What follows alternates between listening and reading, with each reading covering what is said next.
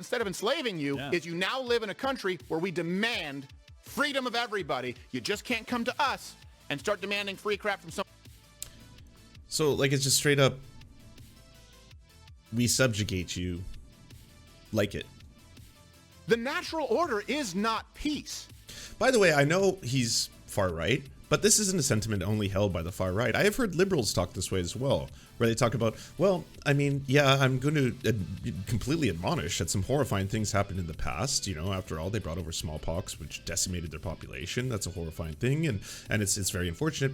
But this is history, and you know, part of history is we move on. That was in the past, and now we're into the next phase, and they get NyQuil, right? So, I mean, who doesn't love NyQuil?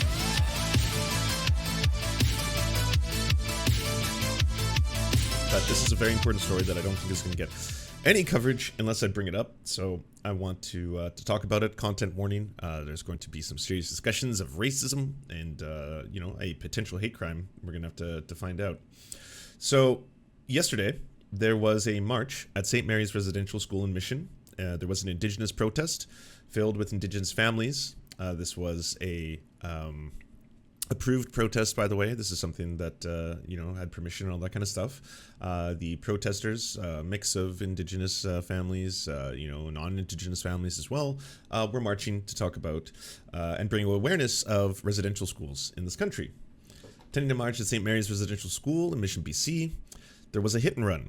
A truck drove through the crowd, badly injured someone. The old man Chevy did it, appeared to aim at him on the median. I'm going to point towards the news articles on this. Motorist drives pickup truck through a crowd walking along the highway to raise awareness about a residential school. They were headed to the site of former St. Mary's Residential School in Mission, where the incident occurred. The Mission RCMP says it's fortunate that no one was seriously injured when a pickup truck's driver struck 4 people with his vehicle. The pedestrians were amongst the group walking along Lougheed Highway to the location of the former St. Mary's Residential School. They wanted to raise awareness about what was happening there. 2 of those hit by the vehicle were sent to the hospital with injuries. The motorist did not remain on the scene.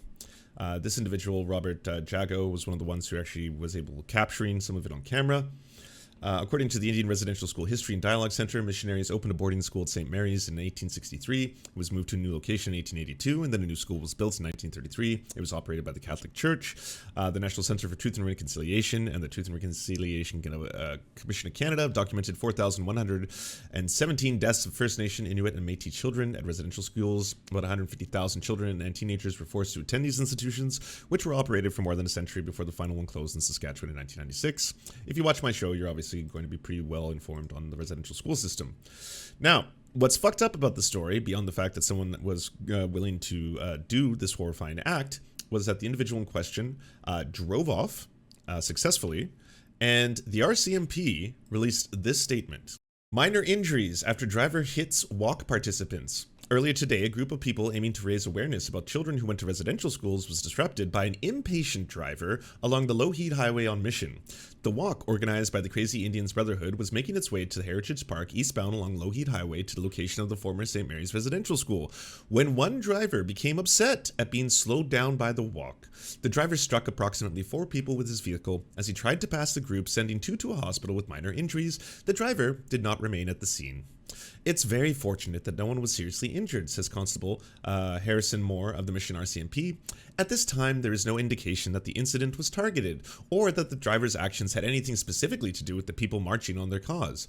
While our investigation has only just begun, at this point it appears to be a case of someone being unhappy that their trip was slightly delayed and took it upon themselves to endanger the lives of others to try and save a few minutes. No one is in custody. However, thanks to numerous witnesses, police have identified the license plate of the vehicle. Anyone with a dash cam or cell phone of the incident is asked to contact the Mission RCMP. The highway is fully open at this time, and the Mission RCMP's traffic services are engaged in this investigation. Further updates to be released as they become available. No media availability at this time. What the ever-loving fuck. Now, if you want to say that there's no evidence towards this being a hate crime so far, okay, that's one way of saying it, one way of putting it. You could also state that this didn't seem to be premeditated. Most likely it wasn't. Again, I don't think sometimes people are aware of how normalized racism towards Indigenous people is in this country. This could have been the case of someone being really frustrated on the highway and suddenly looking over, seeing a bunch of people in orange shirts, seeing that a lot of them were Indigenous, and thinking to himself, oh God, why am I being held up by all these drunk natives? And then thinking to himself, well, it's going to be perfectly fine for me to drive through. See what I'm doing right there? I'm speculating as to what was going on in his head. Not something anyone should do until we know the facts, right? Right? RCMP? Right? Wouldn't that be very strange to speculate on what the motivation was for this person who just engaged in a hit and run of 4 individuals, sending 2 of them to the hospital? And yes, thank God no one was seriously injured in this. That would have been a fucking even worse tragedy. Absolutely. But goddamn, to just suggest without knowing anything. There was one cop who showed up on the scene to take notes from everybody, to then say, well, I mean, this clearly seems to be a case of someone who's just annoyed by traffic, and then decided he could save a few minutes by just smashing into human beings. What the ever-loving fuck? I can't believe. Like, you would have the gall to not only think this, but then put it out as an official statement from the Mission RCMP. Like, I had no words.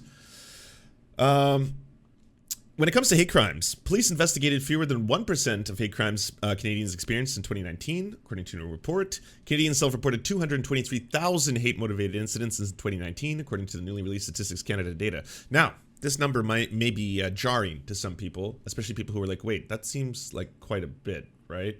Like, why is that number so high? I've heard there's an increase in... Okay, let's look at this. Hate crimes in Canada are up dramatically. Right, we know this. Hate crimes rose by 92% for Black Canadians, 152% for Indigenous Canadians, and 301% for East and Southeast Asian Canadians. This was largely due to the pandemic. And what are we looking at for raw numbers here? Okay, so but these percentage numbers sound very scary. But when you look at the actual numbers, they're talking about 72 hate crimes towards Indigenous people that went up from a lower number earlier. So the actual reported numbers, they seem really low. Because I know the first pushback from people who were like, well, when you say 152%, have you looked at how many hate crimes that actually is? It's like 72 hate crimes. So I'm not saying that's good. It's bad. There shouldn't be 72 hate crimes towards Indigenous people. There shouldn't be a 300% increase in hate crimes towards Asian Canadians. But at the end of the day, these hate crimes, we're talking about like very small amounts of hate crimes at the end of the day. These are the ones that the police are willing to pursue. If we go back to this, the self-reported hate crimes are 223,000. 223,000. We're in the middle of a hate crime crisis. His group analyzed StatsCan data and published its findings. The group says there was a startling disparity between self-reported hate crimes and those reported by the police. Statistics Canada said law enforcement only reported 1,946 hate crimes in 2019, but there was an estimated 223,000 self-reported hate crimes in Canada in the same year, according to newly released data from the 2019 General Social Survey, with victims saying 130,000 of those included violence. 130,000 self-reported hate crimes involving violence, and this is how many were actually reported by the police. Isn't that wild? I had no idea the number was this high. Of the staggering 223,000 incidents, fewer than a quarter of them, 48,000, ended up being reported to the police. There was a number of reasons for the discrepancies between what people said and what happened to them and what the police reported. The Canadian Anti-Hate Network said reasons could have included potential language barriers, victims' potential distrust of the police, or a belief that officers would not believe them. Other reasons stem from how police decided what qualifies as a hate crime. In order for law enforcement to record hate crimes, the incidents first need to be reported to them. Then the officers classify the incident as a suspected or a confirmed hate crime, which can change as evidence is gathered. StatsCan says that hate crimes are classified based on the perception of the accused, not by the characteristics of the victim. For example, if anti-Muslim language is used during an assault, the hate crime will be considered anti-Muslim whether or not the victim is Muslim. Most of the victims are women. 2/3 of the 223,000 self-reported hate crimes in 2019 were either in Ontario or Quebec, with about 14% of all incidents taking place in Alberta. Overall, women were more likely to be targeted than men. 1 in 4 victims reported having a disability. 1 in 4 victims of hate crimes reported having a disability. About half of the incidents related to the victim's race or perceived ethnicity, approximately 20% of all self-reported attacks being over religion. 130,000 of all self-reported hate crimes involved violent crimes. 56,000 involved a break and enter or vandalism. 38,000 being cases of theft or personal property. Calls for faster data. So this was something that I only learned yesterday when I was trying to look up information on this story. And it was like immediately when I looked up hate crimes, Indigenous people, Canada, the stats come up and it's like it has increased by 152%, but that's still a relatively low number overall. We're talking about 70 to 79 cases occurring over the course of the year. And I was like, okay, I can see already that would be the first thing that someone is going to push back against me on. They're going to say, well, there's still relatively low amounts. I mean, yes, it's increasing and that's a bad thing. And we're for trying to stop hate crimes, but we're talking about like 70, 80 hate crimes. That's not exactly outrageous if you think of the fact that there's millions of people. But then when you look at the fact that this is actually the true story, that there are, there are hundreds of thousands of hate crimes, they just don't actually get processed. And then when I went on Google News to try and find articles about this story of the hit and run, I kept finding stories of Indigenous people being hit by cars, and a lot of them were recent, but they weren't related to the story I was looking for. Winnipeg police are asking for help in the public identifying a pedestrian who died after she was hit by a vehicle on Wednesday night. Officers were called to the area. They found a seriously injured woman lying on the road. She was rushed to the hospital in critical condition, but died. They're trying to identify the woman. They describe her as Indigenous with a slim build, shoulder-length, salt and pepper hair. And I was like, okay, that's not the story I was looking for. That was just totally unrelated. But sure, let's go find different ones. Back to the Stats Canada, the original story. Such a belief, though seemingly outlandish, was not rare. In the following year, for example, the department received the same opinion from one of its senior employees. It is unlikely that any tribe or tribes would give trouble to a serious nature of the government whose members of children were completely under government control. Now, I think some people might also be asking what exactly is happening here. There is some controversies going on behind the scenes as well. If you didn't know, Indigenous people overwhelmingly don't feel comfortable in some cases speaking to the police because the police don't investigate their crimes. If you think I'm just making that up, I'm not basing that on stats or statistics. The Missing Women report came out with a basically jaw-dropping finding that there was an overwhelming amount of police inaction when it came to missing or murdered Indigenous women in this country. I cannot state this enough. Without the political will to create transformative change, just genocide will continue. The government must be held accountable for its responsibility in not enacting the 231 calls for justice. So when the report officially came out, there was 231 calls that were saying, basically, these are the things that need to change. This is the problem. We've identified it. This is a tragedy, yes, but we have 231 calls to action that we think should be enacted. Unfortunately, they're not being heard. The legal imperatives are not optional.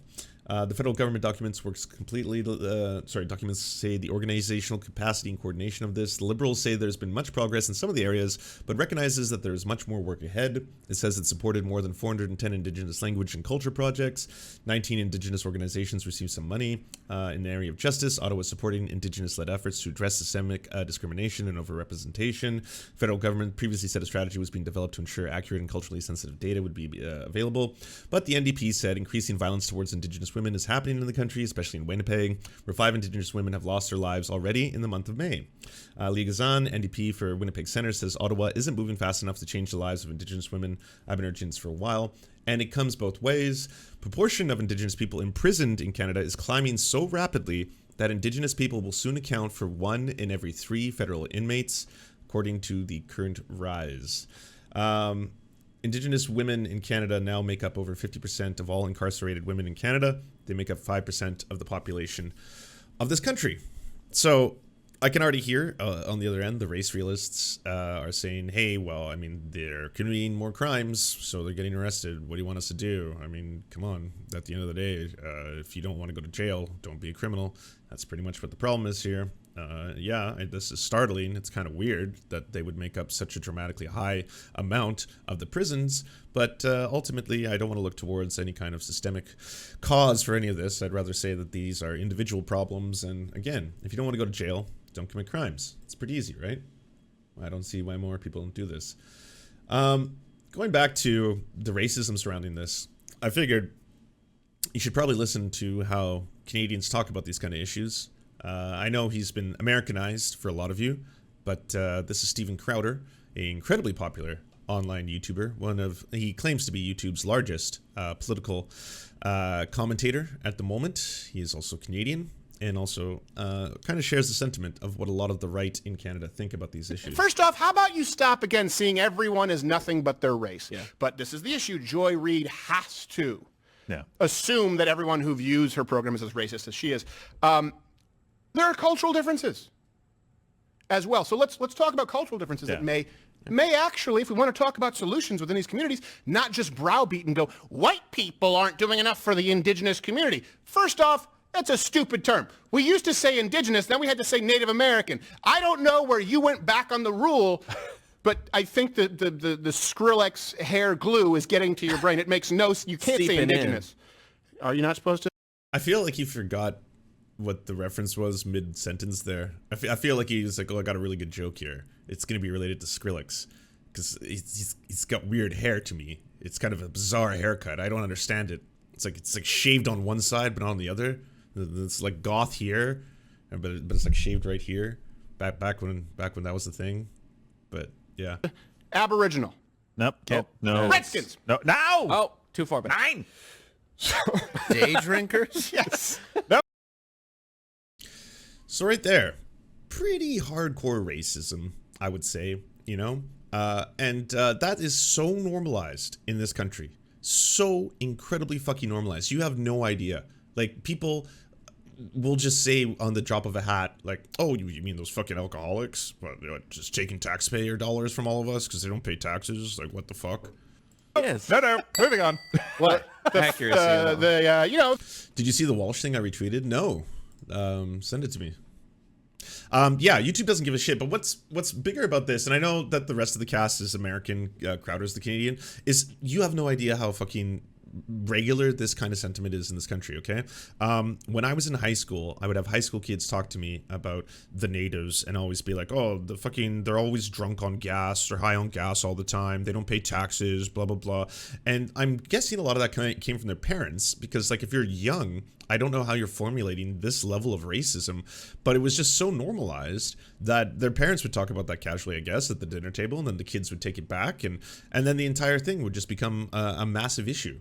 Again, it's like, you think that you're going to experience racism in the way the movie's laid out, in that you're going to, like, you know, see a person on the street and he's going to point at a black person and he's going to call them the N-word, and that's racism. But no, you know, systemic racism actually is far more complex than that ever was. And yet there is this degree of racism towards Indigenous people that no one bats an eye at sometimes. You know, like, I'm not I'm obviously preaching to the converted here. Every single person here who hears someone talk like this would be like, whoa, dude, what the fuck? But if you were outside of these circles, if you're not constantly learning about this kind of stuff, just fall off the shoulder. Roll right off. The race of the people who were here who lack the genetic processing enzyme to process firewater. Yes, that's all. Yeah. Like,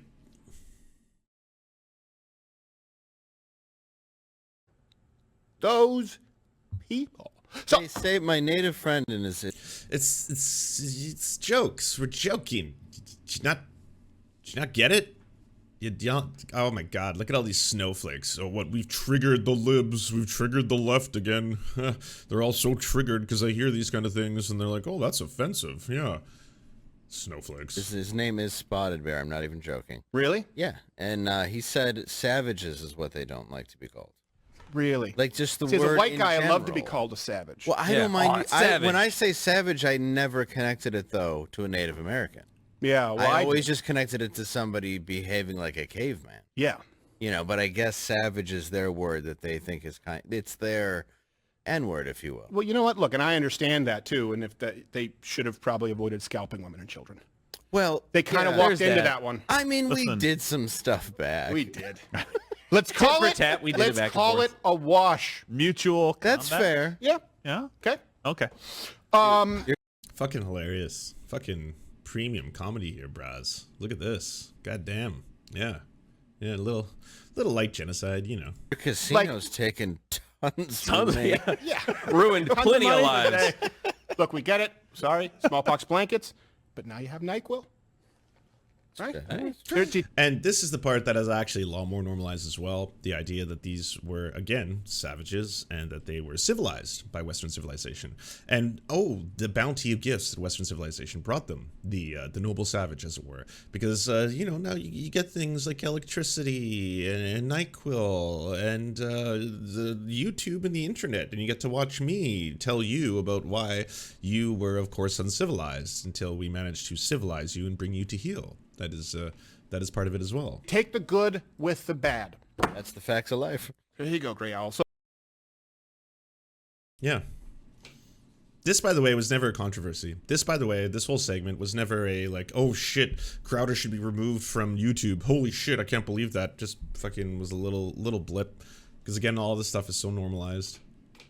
And it doesn't stop him. it is absolutely horrifying. It is. And we need to cut ties to the rest of this godforsaken world that is Europe. I'm sorry. It is just as bad as a lot of the countries that people... It's just as bad as the shithole countries that just have better lighting. They have better sconces. That's all. If Putin wants to redeem himself, there's a place he can invade right now. Yeah, look at the price of freedom right now, Ukraine. Hey, Yeah. they're paying a price. Yeah. Otherwise, they can be subjugated to Russia. And this is also why, by the way, going back to the idea of Native Americans, or you had this thing in Canada with the French and the Plains of Abraham, we gave it back to them. We want reparations. You have Native Americans. This, and by the way, I think it's the Lakotans. There were 20,000 when they took the Black Hills, and then genocide was committed, and now there's a mere 170,000. Do the math. No. You're a conquered people. That's what's happened. It's actually sort of like in a company, we've talked about this. If you think someone maybe needs to be fired, you should do it right away because it's the best thing for them. Yeah. And the United States should have said to every group of people, look, you are now American. No, we won. And by the way that you're going to be subjugated is you're free. Just don't rely on everybody else to pay for your stuff. That's it. So us, instead of enslaving you, is you now live in a country where we demand freedom of everybody. You just can't come to us and start demanding free crap from someone. So, like, it's just straight up, we subjugate you, like it. Somebody else. You get That's it. NyQuil.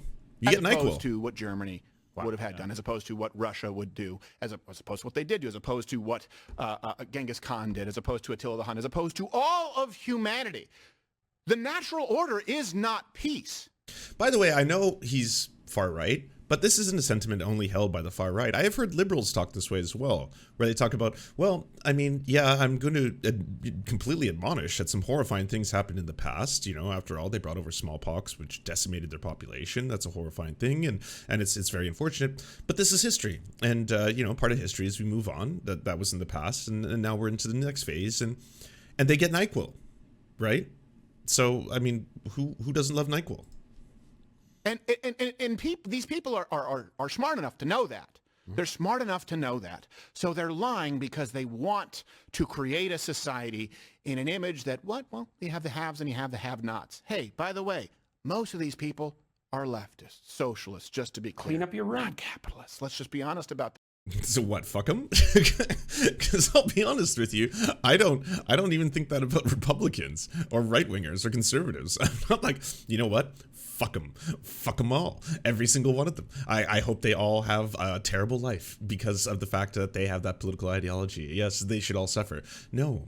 These are people who have been fooled by you. These are people who have been fooled by millionaires being paid by billionaires, by Tucker Carlson's going on the show all day telling them, hey, by the way, did you know the evil trans ideology, the gay ideology, they're coming for your kids, they're all groomers and pedophiles, get real scared, they're coming for your M&Ms, blah. This is all you should think about. Don't think about the fact that these massive corporations are the ones taking advantage of you on a regular basis, you know?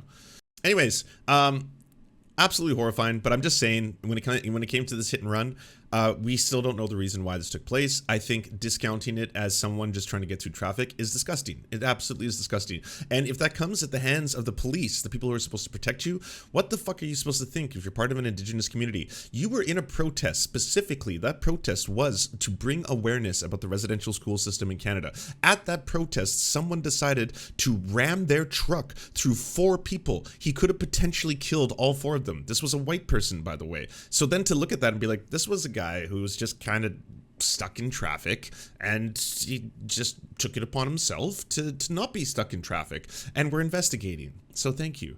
What kind of confidence does that leave for people who are sitting back being like, this is horrifying? And clearly, you know, you can't discount the fact that there could be a racial component to this at the end of the day. One last thing, there was a new reveal. I just wanted to talk about this. This came out yesterday. Policing experts in Canada have called for the overhaul of an undercover tactic after reporting that officers at a training session participated in disgusting, appalling behavior, including penetrating a colleague, using a vegetable, defecating on another, and exposing genitalia. According to Global News and CTV, the BC Municipal Undercover Program was abruptly shut down after the workshop in May, which included a role-playing exercise in which some of the participants went to extreme lengths to prove they were not officers. Several participants were so disturbed by the incident that they reported it to their superiors, and 9 officers are reportedly now under investigation. BC Solicitor General Mike Farnsworth describes the allegations as disgusting and appalling, and authorities in the province have said that an independent investigation will be launched. This is in America, by the way. I know so much of my reporting when it comes to like fucked up shit by the police. This is America. This is Canada. Yeah, this is Canada. If these allegations are correct, then obviously some of these officers thought things were appropriate that manifested to be inappropriate. One way of putting it. Part of the problem is we too often leave the police to govern themselves, subject to odd court decision. In recent years, criticism has focused on Canada's frequent use of a tactic known as the Mr. Big technique, used when police suspect a person has committed a serious crime but cannot prove it due to lack of evidence. The technique involves recruiting the suspect into fake criminal organizations in which they are encouraged to perform risky and sometimes illegal activities as ways of proving themselves worthy. The end goal of the exercise is to have them meet the gang's boss and confess the worst things they've ever done. Such tactics are banned in many other countries, but have been used in hundreds of Canadian police investigations since it was first developed in the early 1990s. Is this even banned in the US? Isn't this entrapment? This sounds like entrapment. Mr. Big operations are typically expensive investigations that do not follow any specific rule beyond regular police codes of ethics and procedures. They can be used by any police force in Canada, and police do not have to disclose whether the operations yield successful convictions, nor how much they cost. This sounds so unbelievably ridiculous because, okay, we're going to try and fool you into joining a gang, and to do that, we're going to make you do some really fucked up shit, and then once you've joined the gang, we want you to confess. Confess to the worst things you've ever done. Yeah. Policing. We did it. Kempa called for the federal government to set clear national rules on how such investigations should be conducted and which crimes they can be used to investigate. At the moment, we leave it to the courts, so it's a post hoc accountability. Yeah, we'll see. It's kind of ask for, or beg for forgiveness rather than ask for permission.